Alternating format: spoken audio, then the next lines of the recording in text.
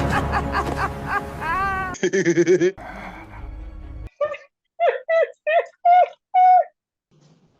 everyone, and welcome to Just Us Podcast. It's going to have a fun time talking about comic books, movies, video games, whatever's on your mind, whatever we like, whatever you like. We'll gladly talk about it. Anyway, what's our topic today, guys? Joker.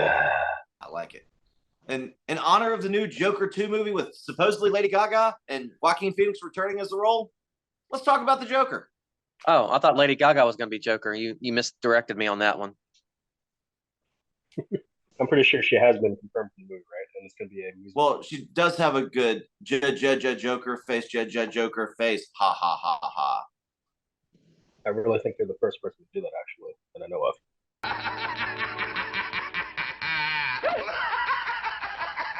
Well, let's go back way back when. Batman just started, first villain, the Joker in comic books. He was supposed to be a one-shot character, killed at the end of it, but let's face it, he's the best villain that Batman's had. And now he's back to life. And that sort of cemented this demented clown, the clown prince of crime, the Harlequin of hate. And let's just live action. What was your first experience with the Joker? Yeah, Cesar Romero was first. But Cesar Romero, as big as Cesar Romero was, and the Adam West Batman, that was a big part of my childhood. But I really think Batman the Animated Series really had it for me with Mark Hamill. Yeah, Caesar, he was great. He was more like the because Joker, like the great thing about that character is you can have so many different personalities, like the gangster, the mercenary, the trickster, and Cesar Romero was mostly to me, I guess, the comedic take on the Joker. Yeah, and I think that fit the show. I mean, the Batman series back in the 60s. I mean, I think they were trying to be serious, but it also was kind of comedic at the same time. So it definitely fit the show. That version of the character, I think he did a great job. Yeah, he did do a great job. But you always got to think about how he's like refused to shave his mustache, which that's kind of fun. It's back in the day, you couldn't even notice it because there was not really a high definition TV, so I don't think anybody really brought it to anyone's attention until you can see like, oh yeah, I mean the campiness definitely brought it in because back then Batman was super dark and scary, so they wanted to make it fun for kids.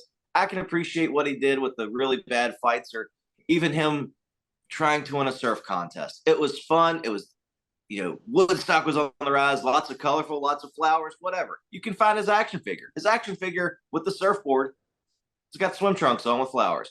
I can appreciate that for what it was. Jack Nicholson, his portrayal is kind of what I grew up with. I think, honestly, his was the first one I saw, the first portrayal of Joker that I saw. Of course, I wasn't born when the movie came out, but I still remember seeing it as a kid. And he was definitely different than Cesar Romero. Still kind of a comedic take, but more sinister. Gangster. Yeah. Kind of like what you just did. Yeah. I think as a kid, I was thinking like, who is this guy? What is he like? Why did they pick him to do this? And watching some of his movies before that, obviously, there's one big movie about some guy at a hotel that goes crazy. I don't know if you guys have heard of the movie or not, but his portrayal of what was his name in the movie? Here's Johnny. The Shining? Yeah. Yes, in The Shining. Yes, The Shining. But I think you're talking about One Flew Over Cuckoo's Nest. Well, I think that was actually the part that helped to get him this part too, because both actually One Flew Over the Cuckoo's Nest and in The Shining you see his psychotic side, and I think that he pulled that off very well in the Batman 89. Very maniacal, very gangster, very not so much. Well, we at this point we hadn't seen very much of a ruthless Joker, but for what we got to see, I think it was it fit really well in the Bird universe. Yeah, that was my first experience because I was born the year after the movie came out. So that was that dark, gothic, scary thing. It probably gave me nightmares. It was definitely creepy. He had that gangster feel to him where, he came from that background as a Jack Napier or whatever. And it definitely had a air of goofiness, but seriousness because, yeah, Tim Burton brought this flavor to it where it's gothic, scary, all that with a little bit of lightheartedness. It definitely gives you a little bit of like an appreciation for the way they went with it. It was dark when it needed to be. It was less dark when it needed to be. I'm not saying it was light. I mean, come on, let's get nuts. Coming back down, if I wanted to not be as scared of the Joker, I would just turn on the TV and there I'd watch first Kevin Conroy and then was supposed to be Tim Curry, but eventually Mark Hamill on Batman the Animated Series. And what a toned down difference that was. I mean, come on, name a more iconic Joker laugh than Mark Hamill. There really isn't one. I mean, his was great. And up to this point in, I guess you would say, cinema history, like the Cesar Romero, the Mark Hamill, the Jack Nicholson, all these Jokers were very different, but they fit the Batman story that the Batman story at the time was trying to portray. And up to this point, we had, what am I trying to say? At this point, like each Joker fit each Batman's character, so there was perfect casting for me. No, I mean, y'all pretty much said. I mean, Mark Hamill, as far as the voice goes, is my Joker. Luke Skywalker will always be Joker in my heart.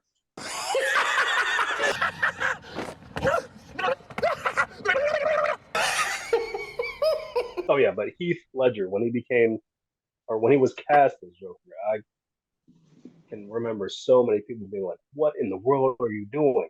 This is gonna suck. This is crazy."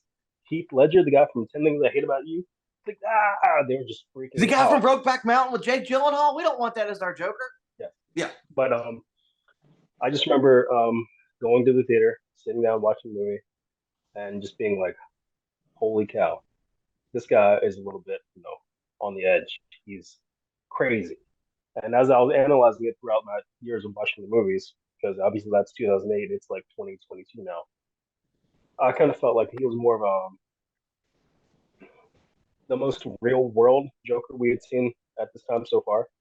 And to me, like my personal take was kind of like maybe he's like because Christian Bale's Batman was obviously the most grounded, most realistic version we've seen. Like, where does he get all those magnificent toys? Like, they explain that. I feel like Joker might have actually been, maybe somebody that was in the military, PTSD. There was a few scenes like when he's talking to Harvey at the hospital that kind of brought that up, and they made me think about that. The mayor scene, how it was, everything was precise and planned out, like strategic. Like I don't know what the word would be for that. Like everything was precise. He had a plan. He was like the anarchist. I was going to say, as far as the strategy goes, I mean, Batman's a detective, but he's also in the comics and in most adaptations, Batman is like a genius.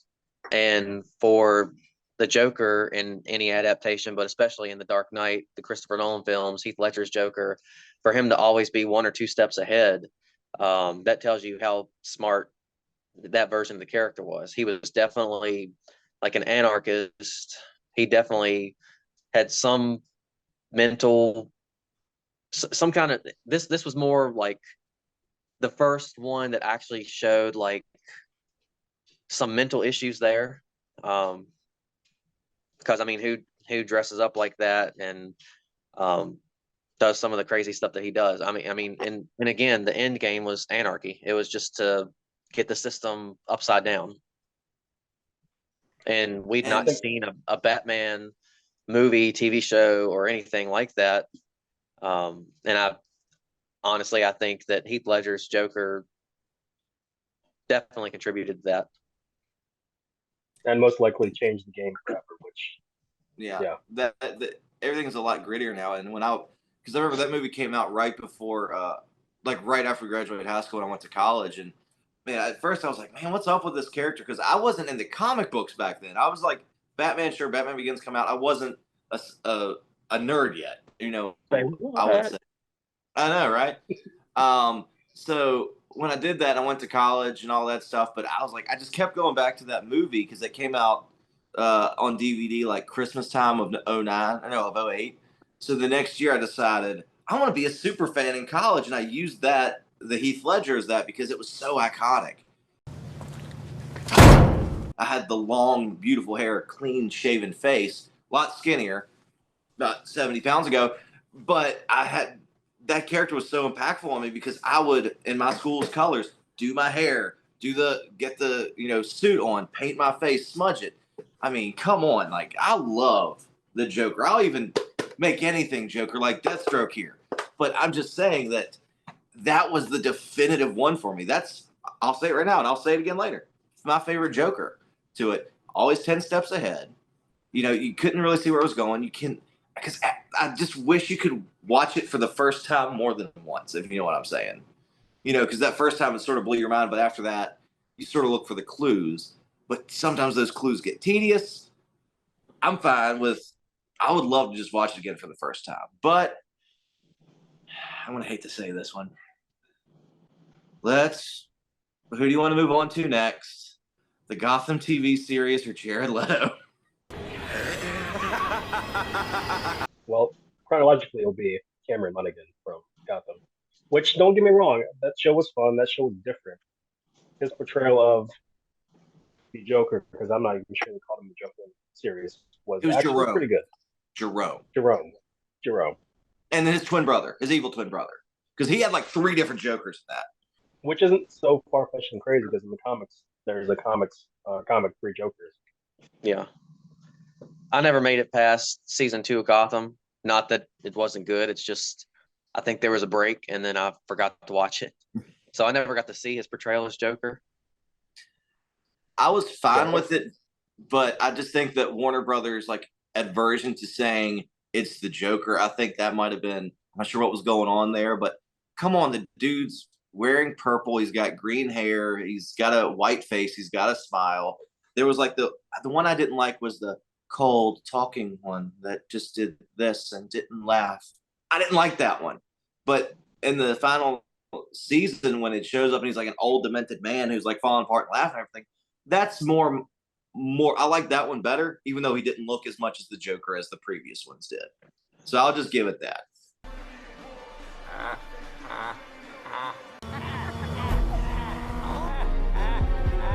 Jared Leto, I don't think we got to see enough of his Joker. It was definitely a different take. It was definitely a weird take. I don't know that if I was writing a movie or a TV show and coming up with a design for the Joker, I don't know if I would have gone that way. It was almost like they were trying to go with like a modern day gangster Joker and but with some flair. Yeah. That being said, I don't think we got to see enough of them. I would have liked to see more. To pinball off of what Bat Drew said is that the Joker always has to match that sort of craziness of their Batman. Ben Affleck, I know this isn't about Batman. Ben Affleck was a great Batman. I wanted to see a little more of his Bruce Wayne, but the Joker from that just felt it didn't fit. Like it was the square wooden thing in a round hole. It doesn't fit because Ben Affleck's Batman looked classic. So I wanted a classic Joker, but then you got all that crap in his mouth, all the tattoos, that flamboyant thing. And I get it. Yeah. As serious as Affleck's Batman was, it was as crazy as Jared Leto's Joker was. Serious. Yeah, but dial it back. Like, I don't want to see him like in a bedazzled purple thing with chest tattoos. But the Harley Quinn in that is great. But she'd be okay with chest tattoos. Yeah, but I'm just saying, I think the Joker was a little too far gone in that. And maybe it's because we didn't get enough of him. It probably was because he was cut out. But yeah, I'll say about the Suicide Squad Joker Jared Leto portrayal.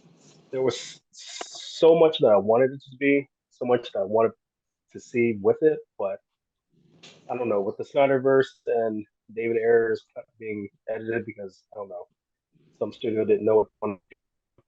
We did not get, I think, a fair portrayal of what Jared Leto could have brought to the character because I thought it could have been up there with Heath, but we got what we got, and for what we got, yeah, it kind of didn't fit. It was kind of like, was he one of the Robins before that turned evil?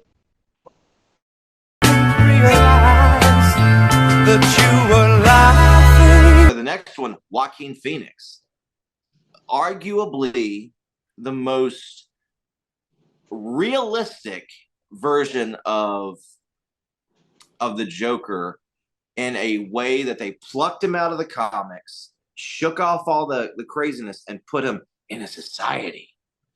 Obviously, mental health issues, not really much of a brawler. Started a movement, not so much with antics and whatnot, just one bad day can push you over the limit, which is often a theme with Joker. And also, I want to take credit for my college days. They picked off my color scheme to go with his costume. Yeah, they definitely stole your color scheme. Like you did it in what, 2010? 2010 to 2013. We're watching that teaser trailer, like we're like, that's totally Drew walking down the hallway right now with those roses. What the hell? And But for yeah, those of you that didn't know, he went by Hokey Joker, and he still does. But Joaquin Phoenix, like, the most sympathetic of the Jokers in my mind. I mean, abused as a kid. He definitely brought empathy and humanity. He definitely brought empathy and humanity to the character. Like, no one was ever, like, definitely with Heath, I would almost want to sympathize with him, but at the same time, I'm like, dude, you're crazy. Like with the Walking, when I'm like, man, like he's just, the world is against him. Like he's gonna snap by the end of this, like the building, the suspense, the like building up to it. Like if you notice, like in the movie, spoiler alert, but there's always a clock. It's not some point in some scenes where it's counting down from like 10, 9, 8, and like as the movie goes on, like 3, 2, 1. That's when like the killing and the sociopath comes out. And I think what makes it the most sympathetic is he never kills anyone unless it's to protect himself, because he was getting physically assaulted by those banker guys. And granted, at some point it turned from self-defense to straight up murder, but it's also a mentally ill person where it definitely takes that mirror of society and art and reflects it back on yourself and say, look how ugly you are. And it more started a movement, which isn't something you really see the Joker do. He's violent to start the movement. This one was, he did what he had to do, and the movement started by happenstance. That wasn't his goal to start a movement. It just happened. Truth is stranger than fiction in this world. It did make you sympathize with them. I mean, I remember watching the movie and the combination of just his backstory, the way he was just constantly mistreated by people on the subway and people that he worked with, and I mean, just everybody mistreated him. And it's like, how much can a guy take? Plus, these are the mentally ill on top of it. I mean, he was on meds. He was delusional. He had this fantasy world made up and everything, and that combined with the soundtrack, like that sad clown soundtrack, just was perfect for me. Yeah, we got about 10 minutes left, but it's not that everyone. Your mom's got 10 minutes left. Wow, it's messed up. But With it's me. not so much. Well, yeah, it's not so much everybody being mean. It's remember when he kills that coworker who like ratted him out with the gun thing? There was the little person where he's like, I'm letting you go because Arthur, or he's like, Alpha, what are you doing, Alpha? He's like, I'm letting you go because you were always nice to me. And so it's sympathetic in the way that he got out all the negative juju that he had for people, and now as soon as he puts on that makeup, there was like that white thing when it's very creepy, and like he puts the paintbrush in his mouth, and then he transforms into this character. He transforms into something bigger than himself, and that's when he becomes that movement. Exactly. Dances down the stairs. Dancing was transformative for him. Goes on the Murray show and just lets it all go. He didn't start the movement the movement didn't start because he wanted it to, but he bit into it, which I thought was great. And also another thing about the Joaquin Phoenix Joker, we were talking about every Joker that we've seen so far fits with his Batman. Like this 2019 Joker movie, that was the first time I was like, I don't even care about Batman right now. I just want to know his story. Like, how is he going to go? Where is he going to take this? What is he going to do with this? Like, with the sequel coming out with him and Lady Gaga, I kind of still feel like I don't think we need, if they do a trilogy, maybe have Batman in the third. But for the second movie, right now, as of right now, I'm feeling like, no, just let this be a Joker story because I don't need a Batman for this guy because like his character enough, like it brought enough depth and it was intriguing enough to carry away the movie without having the balance between, the Bat and the Joker. But yeah. Seth, do you have anything to add to that? No, I agree with that. I was just thinking of the other Jokers that's out there. I mean, there's various animated Jokers. Anyways, you've got like the Young Justice Joker, who I don't know if you guys remember he was only in a couple episodes, but like he wasn't allowed to be part of anybody's plans because he was too unpredictable, which is classic Joker. That actually happened in the comics. Didn't like the voice actor for that Joker. It was a little weird. Then you got the Harley Quinn animated series. There's a Joker in that. The voice actor for that, I'm not sure who the voice actor is, but he's actually pretty good. Joe DiMaggio does a great job. Is it Joe DiMaggio? Oh No, yeah, not for, in that, some of but the movies. yeah. Yeah. So I mean, just as a character that's been portrayed multiple times, I mean, Joker has probably been portrayed more than Batman has. Do you guys want to touch on Zack Snyder's Joker real quick? No. Okay. I was gonna say each person go by and rank their 3 favorite Jokers. Yeah, if you are watching and you disagree, if you hate our opinion, if you like our opinion, comment down below. Who are your top 3 Jokers? But why? We'll read it. We might not. You never know. And Seth's going to keep doing this. Flower, flower, flower. But anyway, guys, who's your favorite villain? DC. Kagebusha no Jutsu. DC, anime, Marvel Comics, Dark Image, whatever. I don't care. Just tell me, what is your favorite one? I do care. But anyway, let us know what you want us to talk about next time. It could be comics, movies, games, anime, manga. Drew's mom. Like I was saying, comment what you want. See you next time, and thank you guys. Cheers.